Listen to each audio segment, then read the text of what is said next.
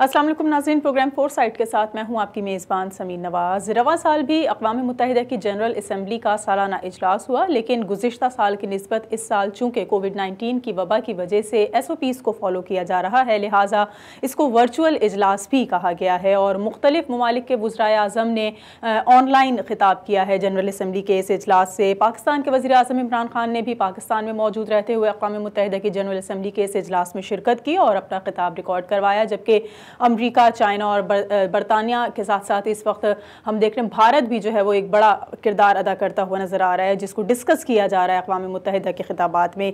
क्या कुछ इस इजलास में हो रहा है, क्या कुछ अब तक इस पर कहा जा सकता है कि पेश कदमी हो सकी है, बिलखुसूस उन मसाइल के हवाले से जिनको अक्सर व बेशतर डिस्कस किया जा रहा होता है और अक़वाम मुत्तहिदा को ज़िम्मेदार ठहराया जा रहा होता है उन इशूज़ को हल ना होने के लिए, जिसमें मसला कश्मीर सर फहरिस्त है, मसला फ़लस्तीन सर फहरिस्त है।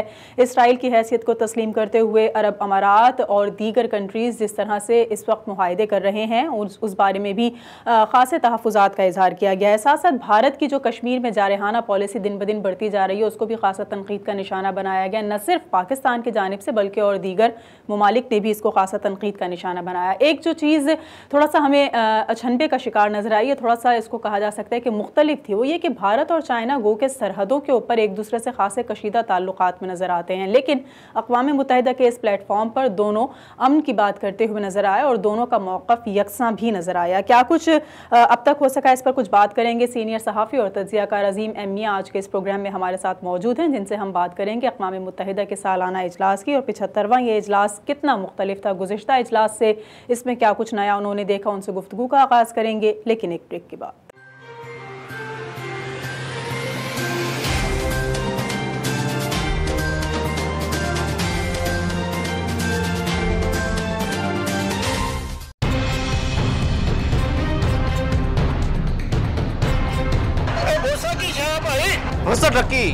WOSA चीज़ गई। WOSA? ये WOSA क्या है? Guys, I'll let you know about WOSA. WOSA is a TV representing those South Asian people who live abroad. You guys able to watch us all kind of smart TV devices. It's a one-stop source. You can watch news, views, culture, education and much more. WOSA TV है 24 घंटे आपके साथ, आपके smartphone पर, आपकी smart device पर और दफ्तर में आपके लैपटॉप पर।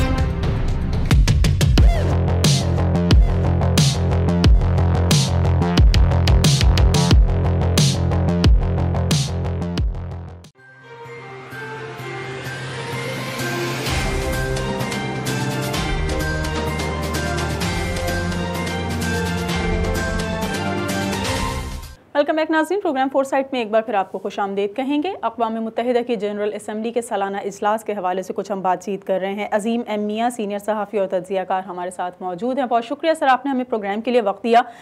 मुझे ये बताइए, सबसे पहले हम बात करते हैं पाकिस्तान की, और पाकिस्तान को चूँकि कश्मीर के हवाले से हमेशा खुसूसी अहमियत की नज़र से देखा जाता रहा है, तो आप किस तरह से देखते हैं इस वक्त वज़ीर आज़म इमरान खान ने जो खिताब किया अक़वाम मुत्तहिदा की जनरल असम्बली से गुज़िश्ता साल की निस्बत या इससे पहले जो और दीगर हुकूमतें रही हैं उनके सरबराहान के मुकाबले में कितना मुख्तलिफ था? इस खिताब को किस तरह देखा जा रहा है?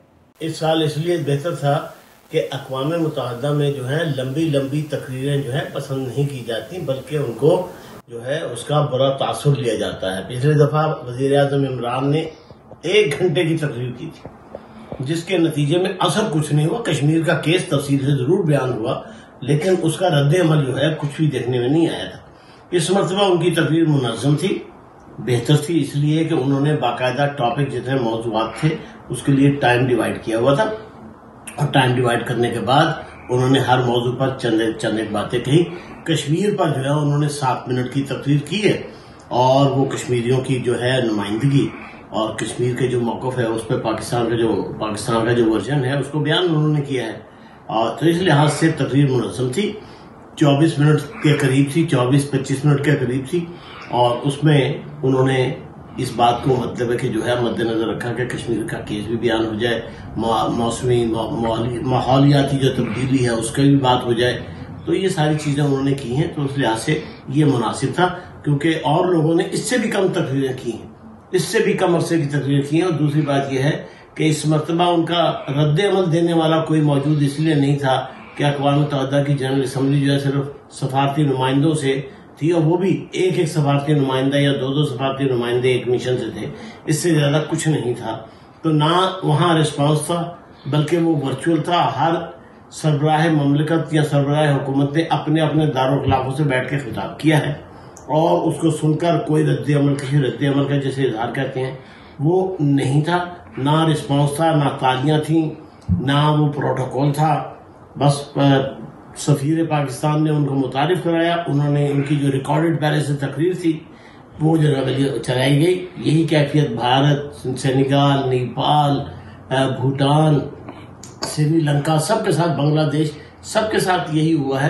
تمام لوگ، کوئی بھی نہیں آئے، نہ صدر ٹرمپ آئے، تو وہ گہنی بھی نہیں تھی. اقوام متحدہ کا جو فرسٹ وینیو ہے وہ اداس ہے، اور وہاں پر نہ ٹریفک ہے، نہ شور ہے، نہ سیکیورٹی ہے، کوئی ایسی چیز نہیں. لیکن اس ماحول میں جو تقریر کی گئی تھی اس کو میں یہ کہوں گا کہ موضوعات کے اعتبار سے جو ٹائم دیا گیا وہ بڑا مناسب تھا. کشمیر 7 منٹ کا، بقیہ معاملات جو ہیں اس کو جو ہے انہوں نے باقی جو ان کے پاس کوئی اپنا 18-20 منٹ بچتے تھے اس میں انہوں نے اس کو بیان کیا. تو ایک تقریروں کا سلسلہ جاری ہے، دن میں مطلب 40 تقریریں ہو گئی. اب یہ ہے کہ اقوام متحدہ کا وقت جو ہے وہ کافی بچ گیا، کیونکہ پہلے یہ نہیں کہا جا سکتا کہ کیا ہے. بعض ایسے سربراہان مملکت بھی ہیں یا سربراہان حکومت بھی ہیں جنہوں نے صرف 4 منٹ کی تقریر کی ہے. نیدرلینڈ کے وزیر اعظم کی 4 منٹ کی تقریر ہے، اور ایسے لوگ بھی ہیں کہ چھوٹے ممالک ہیں، مسائل زیادہ ہیں، 37 منٹ کی بھی تقریر ہے.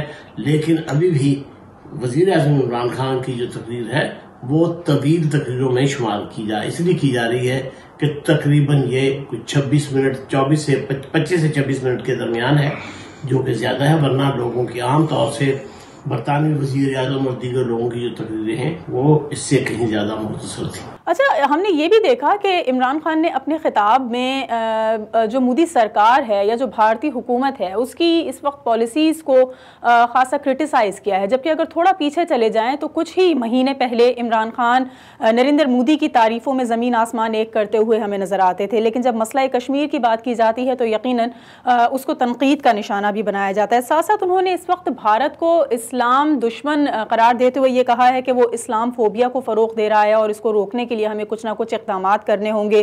دنیا میں اسلام فوبیا سے متعلق جو ایک دن مقرر کرنے کی انہوں نے تجویز دی ہے، اس تجویز کو کس زاویے سے دیکھا جا رہا ہے اور دیگر ممالک کی اس بارے میں کیا رائے ہے؟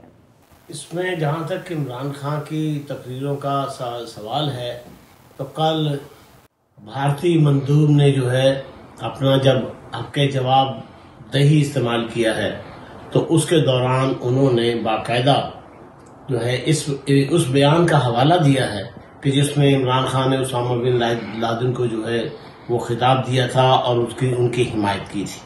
تو آج عمران خان کے وہ جو پچھلے سال کا بیانات ہیں وہی ان کو ہانٹ کر رہے ہیں، جو انہوں نے اپنے اپوزیشن میں رہتے ہوئے جو ہے دھرنے کے دوران جو ہے جو بیانات دیے تھے.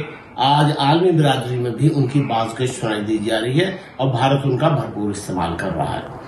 تو یہ تو بات ہوگی اس کی کہ بھئی ان کی تقریر کی بات. لیکن اب جو مطلب ہے کہ عمران خان اور ان کی حکومت کے وزراء کا جو بھارت کے بارے میں موقف ہے، یہ موقف پاکستان کا موقف رہا ہے، اور پاکستان میں سوچنے اور سمجھنے والوں کو یہ معلوم ہے کہ بھارت پاکستان کا ازلی دشمن ہے. تو اب وہ ایک وزیر اعظم کی حیثیت سے جو بیانات دے رہے ہیں ان کا ٹکراؤ خود ان کے اپنے بیانات سے ہے اور وہ عالمی برادری میں بھی ہے. تو اس لحاظ سے ایک بڑی نازک سی پوزیشن ہے. اور وہ اب اگر مودی کی مخالفت کر رہے ہیں تو ابھی چند دن پہلے انتخابات پر جو انہوں نے یہ بیان دیا تھا کہ مودی انتخاب جیت جائیں گے تو کشمیر کا مسئلہ حل ہو جائے گا. تو کشمیر کا مسئلہ اگر حل ہو گیا ہے تو پھر کس بات کی تنقید ہے؟ تو عالمی برادری اس بات کو بھی کہہ رہی ہے کہ اس قسم کے جو بیانات ہیں پاکستان کی جو قیادت ہے کتنی ذمہ دار ہے، کتنی فور سائٹڈ ہے اور کتنی دور اندیش ہے، یا اس کی کتنی جو ہے وہ حالات جو عالمی حالات ہے اس کی نبض پر کتنا مطلب ہے کہ ہاتھ ہے کہ جو اس قسم کے بیانات انہوں نے دیے ہیں. ان کو چاہے کوئی حکومت میں ہو یا اپوزیشن میں ہو، ان کو ڈومیسٹک حد تک رکھنا، معاملات کو رکھنا چاہیے، اختلافی معاملات کو، نہ کہ اس کو عالمی برادری کے لیے کوٹیبل بنا دینا چاہیے. اس وقت جو ہے عمران خان کے جو مخالفین ہیں یا پاکستان کے جو مخالفین ہیں وہ عمران خان کے بیانات کو ہی عالمی برادری میں کوٹ کرتے پھر رہے ہیں. اچھا، اگر ہم بات کریں اس وقت دنیا میں امن و امان کی صورتحال کے حوالے سے، تو ہمیں نہ صرف یہ کہ چائنا اور بھارت امن کی بات کرتے ہوئے نظر آئے، بلکہ پاکستان کے وزیر اعظم نے بھی کچھ ایسا ہی جو ہے وہ خطاب کیا. امریکی صدر گو کے خاصے نالاں تھے چائنا سے، لیکن انہوں نے بھی بہرحال دنیا میں امن کے فروغ کے حوالے سے ذکر کیا. عمران خان کی اگر ہم بات کر رہے ہیں تو اس میں وہ کہتے ہیں کہ جی سپر پاور کے خواہش مند کچھ ممالک ایسے ہیں جو کہ اسلحے کی دوڑ میں جو ہے وہ ایک دوسرے کے پیچھے ایک دوسرے کو نقصان پہنچا رہے ہیں اور تنازعات کی شدت پر بات کرتے ہیں. پاکستان نے جن ممالک کے حوالے سے یہ بات چیت کی ہے، ان کے کیا رد عمل آ سکتے ہیں؟ کیا پاکستان اور ان ممالک کے درمیان تعلقات کسی قسم کے کشیدگی کی جانب جا سکتے ہیں، یا اگر کشیدگی نہیں ہوگی تو کچھ نہ کچھ متاثر ہوں گے؟ کیا ان ممالک کا رد عمل کچھ خاصا شدید ہو سکتا ہے عمران خان کے اس بیان پہ؟ جہاں تک یہ اسلحے کی دوڑ کے میں جو شامل ممالک ہیں، وہ پاکستان کی نہ مذمت کے قائل ہیں، نہ ہی وہ پاکستان کی حمایت کی ضرورت ان کو ہے. وہ اپنے طور سے اسلحے کی اس دوڑ میں ہیں. اگر مراد اس کی یہ ہے کہ امریکہ اور چین، تو وہ کس کے کہنے سے رکیں گے؟ دونوں عالمی طاقتیں ہیں. ایک عالمی طاقت بن چکی ہے اور وہ اس کی قیادت مسلم ہے جسے امریکہ کہتے ہیں. ایک جو ہے وہ بن رہی ہے، پاکستان کا پڑوسی ہے. اب پاکستان نے امریکہ سے ہٹ کر اپنے سارے انڈے جو ہے ایک باسکٹ جسے چائنا کہتے ہیں اس میں ڈال دیے. سارا کا سارا انحصار اس پر کیا جا رہا ہے. یہ درست ہے، لیکن ہم چھوٹے ممالک جو ہیں، پاکستان جیسے چھوٹے ممالک جو ہیں، وہ اب یہ ہے کہ اس پہ اسلحے کی دوڑ پر تو وہ کر سکتے ہیں، لیکن اسلحے کی دوڑ پر تنقید تو کر سکتے ہیں، لیکن عملاً کچھ نہیں کر سکتے. کیوں کہ عملاً ان کا نہ اختیار ہے، نہ ان کی کوئی سنتا ہے. بلکہ خود جب بھارت سے مخالفت کے سلسلے میں ہمیں اپنی حفاظت کے لیے اور اپنے دفاع کے لیے جب ہمیں مطلب ہے کہ تگودو کرنی پڑتی ہے، دوڑ بھاگ کرنی پڑتی ہے، تو ہمیں بھی اسلحے کی ضرورت ہوتی ہے. تو اس لحاظ سے ہم خود اپنے لیے جو ہے اسلحہ نہیں بناتے، ہم دوسروں پہ ڈیپینڈ کر رہے ہیں. جدید ٹیکنالوجی کے لیے پہلے ہم امریکہ پہ ڈیپینڈ کرتے تھے، اب ہمارے پاس اور آپشن نہیں ہے تو ہم چائنا پر مطلب ہے کہ ڈیپینڈ کر رہے ہیں. تو یہ اس لحاظ سے اسلحے کی دوڑ کے لیے امن کی تبلیغ کرنا، اسلحے کی دوڑ کے خلاف، یہ بڑی اچھی بات ہے. لیکن عملاً جو چھوٹے ممالک ہیں، ان کی یہ صرف لپ سروس ہے، یہ ان کی جو ہے لب کشائی ہے، ان کا زبانی مطلب موقف ہے، ورنہ عملاً جو ہے اس پر کوئی اثر نہیں پڑے گا، اور وہ ممالک اس بات کا نوٹس بھی نہیں لیتے. ایک بریک لیں گے سر، بریک کے بعد واپس آئیں گے تو آپ سے کچھ مزید گفتگو بھی کریں گے اور کچھ سوالات ہیں جن کے جواب جاننا چاہیں گے. ایک مختصر سے وقفے کے بعد ہمارے ساتھ رہیے.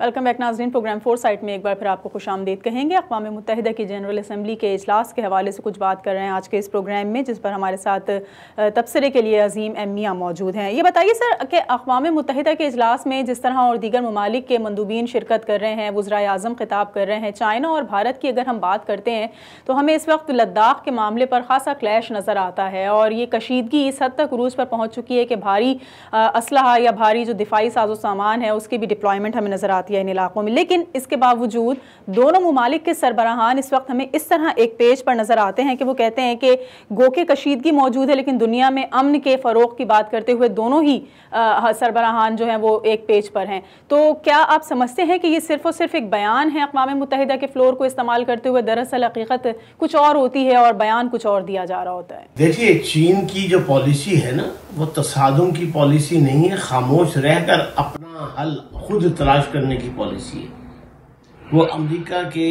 صدر ٹرمپ کی طرف سے اتنی سخت نکتہ چینی کے باوجود جو ہے چین خاموشی سے کام لے رہا ہے اور خاموشی سے اپنے انتظامات کر رہا ہے. اس کا مطلب یہ نہیں کہ یا تو وہ اتفاق امریکہ سے اتفاق کر رہا ہے یا امریکہ کے ساتھ ایک پیج پر آ گیا، ایسا نہیں ہے. بلکہ بھارت کے ساتھ بھی، چونکہ بھارت پڑوسی بھی ہے اور بڑا ملک بھی ہے، لیکن اور پاکستان جو ہے وہ چین کا اتحادی بھی ہے، اس کے باوجود جو ہے چین اس کے ساتھ محاذ آرائی اس طرح نہیں کرے گا جس طرح ہمارے سیاستدان کیا کرتے ہیں. چین جو ہے وہ ایک بڑی طاقت ہے، بردبار طاقت ہے. وہ اپنے مضبوطی جو ہے اس نے سالہ سال خاموش رہ کر امریکہ جیسے ملک کو جو ہے اپنی پروڈکٹس اور پیداوار جو ہے بلینز اور بلینز آف ڈالرز کی فراہم کر کے ایکسپورٹ کر کے اس نے اپنی جگہ بنائی ہے. اس نے امریکی ٹیکنالوجی کو خاموش رہ کر کیا ہے. تو چین کو جو ہے وہ جذباتی ملک نہ سمجھا جائے جس طرح ہم جذبات کا اظہار کرتے ہیں. چینی جو ہیں وہ ان کو معلوم ہے کہ ہمیں دنیا میں اگر اول درجے کی یا امریکہ سے برتر طاقت نہیں بننا تو امریکہ کے ہمسر یا امریکہ سے نیکسٹ طاقت ہمیں بننا ہے، اور اس کے بننے کا عمل ان کا جاری ہے.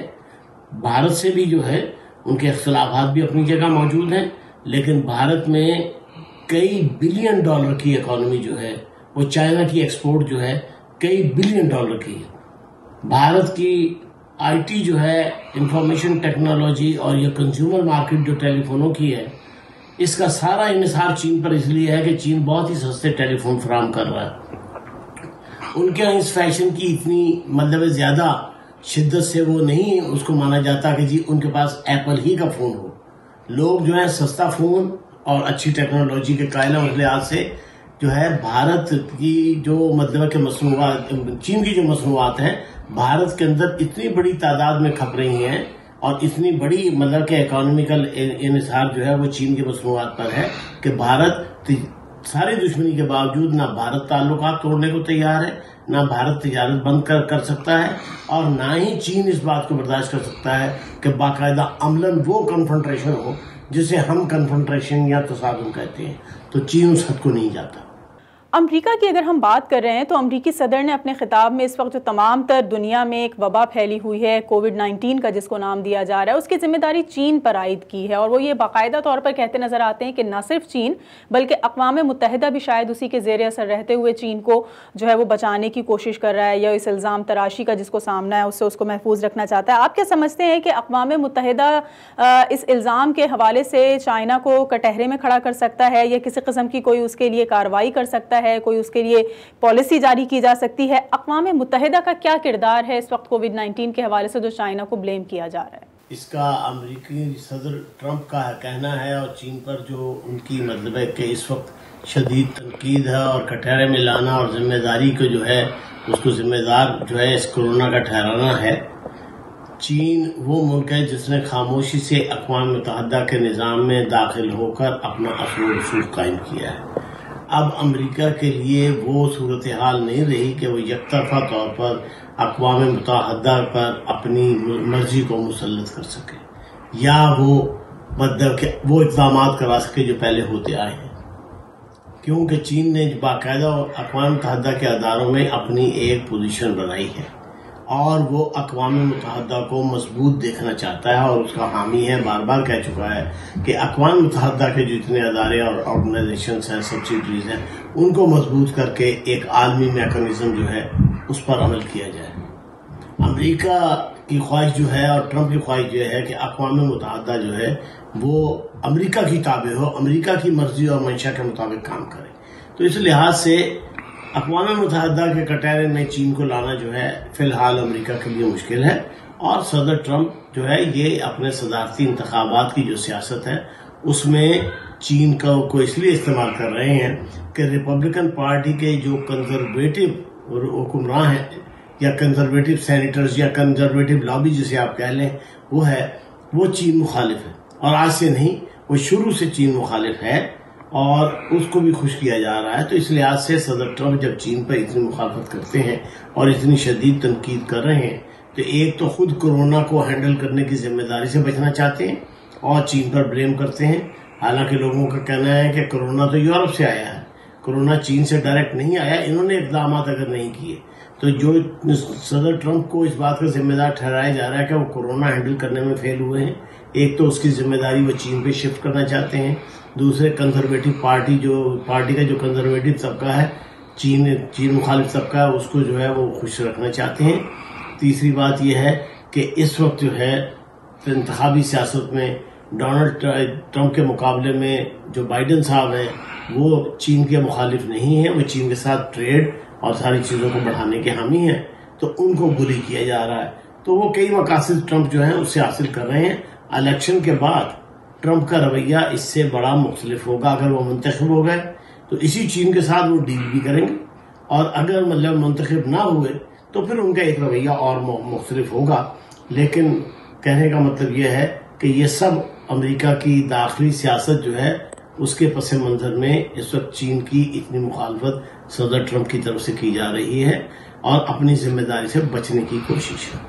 اچھا عظیم صاحب، یہ مجھے بتائیے کہ امریکہ کی اگر ہم بات کرتے ہیں تو ایران اور امریکہ کے تعلقات گزشتہ کئی سال سے جو ہے وہ دوستانہ مراسم نہیں کہہ سکتے ان کو، اور باقاعدہ طور پر مضبوط حریف کے طور پر جو ہے وہ ایک دوسرے کے سامنے کھڑے ہوئے ہیں۔ ایک مرتبہ پھر امریکہ نے اپنے بیان میں ایران کو دنیا بھر میں دہشت گردی کا سرپرست قرار دیا ہے۔ یقیناً اس سے کوئی دوستانہ مراسم تو ظاہر نہیں ہو رہے، لیکن جس طرح سے ایران بھی باقاعدہ طور پر جواب دیتا ہوا نظر آتا ہے، اور وہ کہتا ہے کہ امریکہ خود ایک بہت بڑا دہشت گرد ملک ہے جو نہ صرف دیگر ممالک پر جنگوں کو مسلط کیے رکھتا ہے بلکہ کچھ پابندیاں بھی ایسی عائد کر دیتا ہے کہ وہ ان پابندیوں کی زد میں آ کر معاشی طور پر خاصا کمزور ہو جاتے ہیں۔ لیکن وہ یہ کہتے ہیں ایران کے سربراہان کہ ایرانی جو عوام ہے وہ کبھی بھی سرنڈر نہیں کریں گے امریکی سوچ کے آگے۔ آپ اس وقت کیا پالیسی دیکھ رہے ہیں؟ انتخابات بھی ہونے جا رہے ہیں امریکہ میں اور قوی امکان ہے کہ ڈونلڈ ٹرمپ ہی ایک مرتبہ پھر منتخب ہوں گے، تو ایران کے لیے کیا کچھ مزید مشکلات بڑھیں گی امریکہ کی جانب سے؟ جہاں تک ایران کا معاملہ ہے نا،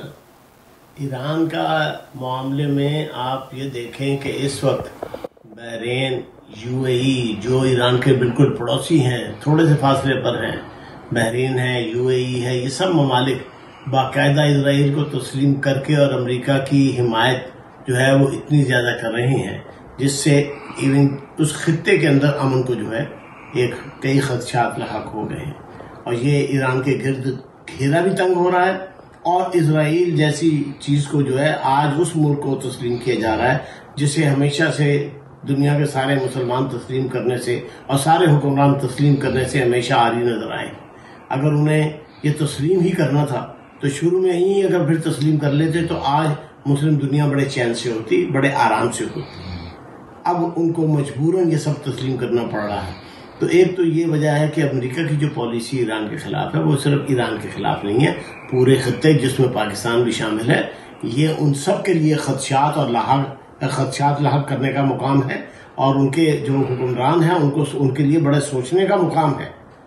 لیکن اتفاق کی بات یہ ہے کہ ہمارے ہاں جو ہے فور سائٹ کی بجائے صرف ڈیلی بیسس پر حکومت کا نظام اور اقتدار کی کرسی پہ بیٹھے رہنا جو ہے وہ ایک مطلب ہے کہ وہ ضرورت ہے۔ یہ ضرورت نہیں کہ آج سے 10 سال بعد پاکستان کو کہاں رکھنا ہے۔ ایران کے ساتھ پاکستان ملا ہوا ہے، اور پاکستان کے ساتھ اس کا بھارت مخالف جو ہے وہ بالکل اس حصے میں بالکل ہے۔ نیکسٹ ڈور جو ہے ایک نیبر جو ہے آپ کا انڈیا، وہ آپ کا ازلی دشمن ہے، ٹھیک ہے۔ دوسری طرف آپ کے ایران ہے، تیسری طرف آپ کا افغانستان ہے۔ آپ خود ان خطرات کا ادراک کیے بغیر خالی جو ہے ڈومیسٹک سیاست آپ لڑا رہے ہیں ایسے وقت میں کہ جب دنیا چیلنجز کا سامنا کر رہی ہے۔ ایران کو اگر کوئی کسی قسم کے خطرات لاحق ہوئے تو پاکستان میں بھی وہ خطرات جو ہیں سیپ ان کریں گے۔ پاکستان کتنی دور ہے ایران سے یہ دیکھنے کی بات ہے۔ عمان جو ہے وہ اسرائیل کے ساتھ معاہدہ طے کر چکا ہے، امریکی حمایت کے کیمپ میں ہے۔ یو اے ای جو ہے وہ اس میں ہے، بحرین میں بھی آ گیا، ابھی مزید ممالک آنے والے ہیں۔ سعودی عرب جو ہے اس نے وہ اسٹانس چھوڑ دیا ہے، وہ اپنی جگہ پر جو ہے اس وقت اسرائیل کے ساتھ تعلقات کر رہا ہے۔ اسرائیل جو ہے کہ جو کیمپ ہے وہ امریکی کیمپ ہوگا، تو اس لحاظ سے جو خدشات ہیں اپنی جگہ ہیں، لیکن اس کا علاج جو ہے ایرانی حکمرانوں نے پتہ نہیں کچھ سوچا ہوگا، لیکن ہمارے یہاں جو نیکسٹ ڈور پاکستان ہے اس میں تو ابھی تک کسی نے یہ سوچا بھی نہیں، کسی کے خواب و خیال میں بھی یہ بات نہیں آئی، بلکہ وہ یہ ہے کہ امریکہ کے کیمپ میں رہ کر چین سے امداد حاصل کرنا چاہتے ہیں، چین پر اعتماد کرنا چاہتے ہیں، لیکن خوشامد کے معاملے میں وہ امریکی کیمپ میں رہنا چاہتے ہیں۔ اچھا عظیم صاحب، بھارت کا بھی مجھے بتا دیجئے، ابھی جو نریندر مودی نے خطاب کیا ہے اس میں پاکستان کے لیے کیا کسی قسم کا کوئی پیغام موجود ہے؟ کیونکہ اس سے قبل جس طرح وزیر اعظم پاکستان نے بھارت کو تنقید کا نشانہ بنایا، پھر پاکستان کے مندوبین کی جانب سے خاصا کرٹیسائز کیا جاتا رہا ہے بھارتی مندوبین کے بیانات کو، تو پاکستان کے لیے کیا کچھ موجود تھا نریندر مودی کے اس خطاب میں؟ بھارتی وزیر اعظم نریندر مودی نے جو ریکارڈڈ خطاب کیا ہے اپنا 22 منٹ کا، اس میں انہوں نے نہ پاکستان کا نام لیا ہے نہ کشمیر کا. اب وہ مودی صاحب جو ہیں وہ اب آپ کسی اور محور میں چلے گئے ہیں جہاں سے وہ اپنے آپ کو عالمی لیڈر سمجھتے ہوئے بھارت کی وکالت، بھارت کے فلسفے کی وکالت، بھارت کے مطلب کے معاملات کی وکالت اس طرح سے کرتے ہیں کہ جیسے وہ عالمی طاقتوں کے ہم اثر ہیں. انہوں نے پاکستان کے معاملے میں چھینٹے ضرور اڑائے ہیں نام لیے بغیر، لیکن انہوں نے وہ چھینٹے اڑائے ہیں. پاکستان کے لیے جو ان کی دشمنی ہے، جو مسلم دشمنی ہے، اس کا انہوں نے کوئی ذکر نہیں کیا.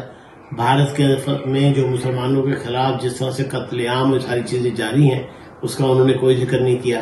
کشمیر کا بھی انہوں نے کوئی ذکر نہیں کیا، اور بلکہ ان کے جو سفارتکار ہیں اب وہ ذکر کرتے ہیں. انہوں نے اپنی جوابی جو تقریر تھی حق جواب دہی میں پاکستان کے عمران خان کی تقریر کے جواب میں بھارتی سفارتکار نے جو تقریر کی ہے اس میں انہوں نے کہا جی کشمیر جو ہے ہمارا ٹوٹ ٹنگ ہے، وہ ہمارا حصہ ہے، وہ متنازع نہیں ہے، اور ہم اس کے اوپر جو ہے اپنا جو قوانین ہم چاہیں گے ہم وہ لگائیں گے کیونکہ وہ بھارت کا لازمی حصہ ہے. یہ سفارتکار نے جواب دہی کا حق استعمال کرتے ہوئے کہے ہیں، لیکن مودی صاحب نے یہ بات نہیں کی. لیکن مودی صاحب اب جو ہے وہ ان کا جو تکبر ہے اور ان کا جو مطلب ہے کہ وہ اپنا سمجھ لیں کہ فرعونیت ہے، ایروگنس ہے، اس ایروگنس کا حال اب یہ ہے کہ وہ اپنے آپ کو جو ہے وہ اس خطے کا مالک سمجھنے لگے. اور اس کا پتہ جو ہے وہ جلد اب آپ کو چل جائے گا جب وہ مڈل ایسٹ میں مداخلت کرے گا، جب وہ باقی جگہوں پہ مداخلت کرے گا. پاکستان کے ساتھ جو ہے وہ اس کے جارحانہ عزائم کے انہوں نے اشارے ضرور دیے ہیں اس تقریر میں کہ 1945 کی جو جنگ ہوئی تھی تو اس وقت تو یہ ہو گیا تھا، اب جو ہے ابھی بھی بہت سارے نظام کو ہم نے بدلنا ہے اور بدلنا چاہیے. وہ ان کے اشارے جو ہیں وہ پاکستان کی طرف سے کہ جی پاکستان جو ہے وہ ایسی اسٹیٹ ہے، پاکستان مخالف ان کا لہجہ تھا، لیکن انہوں نے کہیں پر اس کو ذکر نہیں کیا کیونکہ اب وہ اپنے آپ کو پاکستان کا جو بھارت اور پاکستان ایکویشن تھی کہ ہم سر ہیں دونوں ملک، اب وہ اس سے اپنے آپ کو نکالنا چاہتے ہیں. اور دوسری بات یہ بھی ہے کہ ان کے پاس کوئی جواب اس بات کا تو نہیں تھا کہ وہاں پر مسلمانوں کا قتل عام کیوں ہو رہا ہے، کشمیر میں اتنے مظالم یا اتنی بڑی فوج انہوں نے کیوں رکھی ہوئی ہے. تو بھارت کمزور وکٹ پر تو ہے، لیکن وہ اس کمزور وکٹ کو باہر نکال کر تقریر میں خود کو اپنے آپ کو عالمی برادری کا ایک مقدس مطلب ہے کہ اور ہمسر ملک سمجھتا ہے جسے سلامتی کونسل میں مستقل نشست ملنی چاہیے، اس کا انہوں نے واویلا ضرور کیا ہے. بہت شکریہ عظیم اہمیہ، ہمارے ساتھ آج کے اس پروگرام میں موجود ہے. اقوام متحدہ کی جنرل اسمبلی کے اجلاس کے حوالے سے ہم بات چیت کر رہے تھے کہ جو اہم ممالک ہیں اور دنیا میں امن کے فروغ کے حوالے سے بھی جو کچھ کام کرتے ہوئے نظر آ رہے ہیں، یا پھر یہ ان کو بلیم کیا جاتا ہے کہ وہ دنیا میں جنگ کو فروغ دے رہے ہیں اور جنگ کو ہی جاری رکھنا چاہتے ہیں اور امن کی محض بات کرتے ہیں.